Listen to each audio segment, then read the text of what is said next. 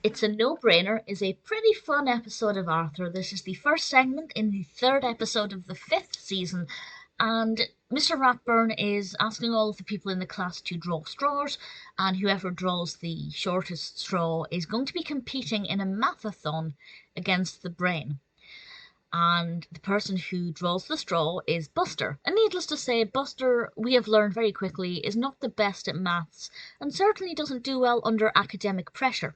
Nevertheless, he rises to the challenge, and he decides that he's going to do this, not that he particularly had a choice. And it goes terribly wrong for the brain, and Buster does actually pretty well. Needless to say, the brain is mortified and has decided that he must be an idiot because of how badly it went, and he decides to give all of his books to Buster, and Buster, to his credit, decides to start taking an interest in academia and trying to be intelligent, and he does quite well with it, but it's all about trying to help the brain and make him realize that one mistake or not doing well in one intellectual competition does not make you an idiot, and nobody else is thinking that. It's only the brain.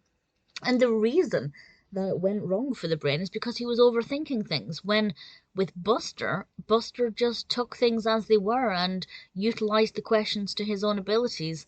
For example, there was a question about ice cream, and he was able to, because he likes ice cream, visualize the ice cream rather than necessarily focusing on trying to get the answer right, if that makes sense.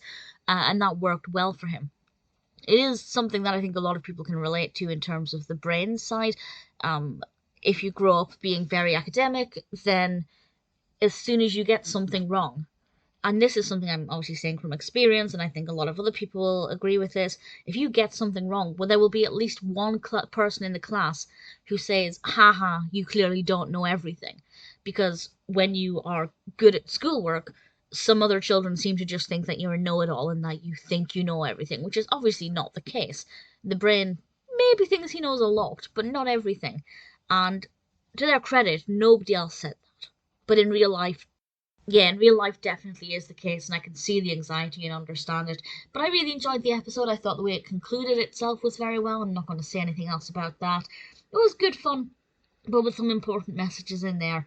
And definitely one that I liked. I liked the brain and I liked Buster's character, so have them both being at the centre worked very well for me. Yeah, definitely an episode that I really enjoyed.